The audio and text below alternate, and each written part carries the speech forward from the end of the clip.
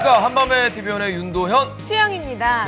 네, 이러면 성공했다라는 재밌는 글을 봤어요. 아, 그래요? 그럼 40대는 뭐 하면 성공한 건데요? 2차를 쏠 수 있으면 성공이라고 하더라고요. 저는 완전 성공했는데요. 완전 네. 성공. 수영 씨 50대는요? 공부 잘하는 자녀를 두면 성공. 저요. 네. 예. 근데요, 더 나이 들면 네. 전화 오는 사람이 있으면 성공이라고 하네요. 짠하죠. 짠한데요. 네, 다음 주가 또 추석이잖아요. 벌써 추석입니다. 좀 전화 좀 드려야겠습니다. 네, 소식 전할 분들에게 미리 애교 문자라는 남기시는 건 어떨까요? 네, 자 일단 성공한 조영구 씨 감사합니다. 뉴스 전해주시죠. 네, 추석을 앞두고 연예가는 어둡습니다. 류시원 씨가 어제 아내 폭행 협박 유죄를 선고받은 판결 내용부터 시작하겠습니다. 아내분하고 첫 대면하신 건데. 자, 이혼 소송의 형사 소송까지 배우 류시원 씨와 아내 조모 씨의 법정 공방. 저는 결백하기 때문에 무죄가 나올 때까지 끝까지 싸울 거고요.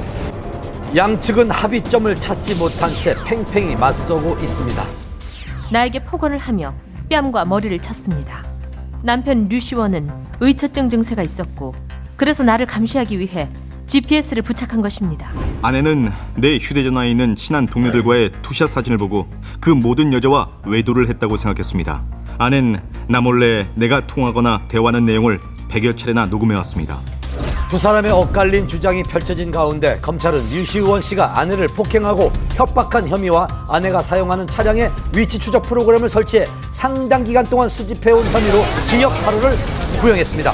그리고 바로 어제 오후 공판이 열렸는데요. 피고인으로 류시원 씨의 이름을 확인할 수가 있었습니다.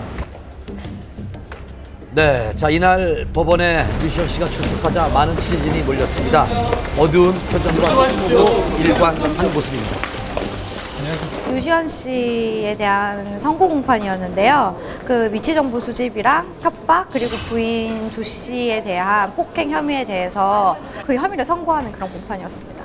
이혼 소송과는 별개로 진행된 형사 재판에 대한 선고 공판. 재판부는 류시원 씨에게 벌금 700만 원을 선고했습니다. 결정적인 증거는 바로 음성 파일 녹취 CD였습니다. 제출된 녹음 증거에 살과 살이 부딪히는 소리 등이 들리는 것으로 볼 때 상당히 약한 강도라도 부인을 폭행한 점이 인정된다. 아내를 협박한 혐의에 대해서는 부인 차량에 몰래 GPS를 부착했을 뿐 아니라 사람을 고용해 행적을 감시할 수도 있다는 취지의 발언을 한 점도 인정된다. 비록 부부 사이에 말다툼 끝에 나온 발언이라고 하더라도 피해자에게 공포심을 느끼게 하기에 충분하다. 위치 정보 수집에 대해서는 남편이라고 하더라도 부인 차량의 위치 추적 장치를 불가피하고 긴급하게 설치해야 한다고 보기에는 어렵다. 이에 류시원 씨의 혐의를 인정하고 벌금형을 선고했습니다. 지난번 결심에서는 검찰이 징역 8월을 구형을 했었는데요. 재판부에서는 류시원 씨가 이전까지 그 전과가 없었다는 점 그리고 벌금형 2차례 정도만 있었다는 것을 고려해서 벌금 700만 원 정도로 선고를 했습니다.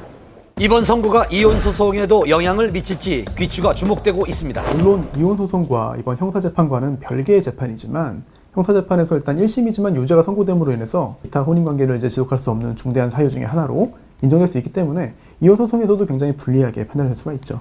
선고 공판을 마치고 법정을 나서는 류시원 씨. 이번 유죄 판결에 대한 입장은 어떤지 들어봤습니다. 한 말씀만 부탁드릴게요. 일단 비록 벌금형이 나오긴 했지만 저는 결백하기 때문에 무죄가 나올 때까지 끝까지 싸울 거고요. 당연히 항소할 겁니다. 네, 감사합니다. 또다시 예고된 치열한 법정 공방. 향후 추이를 좀 더 지켜봐야 할 것 같습니다.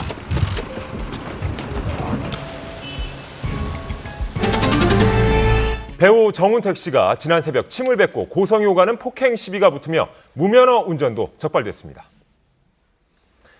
배우 정운택 씨가 불구속 입건됐습니다. 영화 친구와 두사부일체를 통해 개성 강한 연기로 활약했던 정운택. 무면허 운전에 행인과 신랑이 도중 침을 뱉고 음료수를 끼얹는 등의 폭행 시비가 있었다는데요. 어떻게 된 사건인지 담당 형사의 이야기를 직접 들어봤습니다. 올 3일날 00시 40분경에 발생된 건데요. 문화행사라는 그 행인들하고 시비가 붙어가지고 이곳이 시비가 일어났던 현장인데요. 신호 대기 중이던 정운택 씨 일행이 적신호의 횡단보도를 건너려던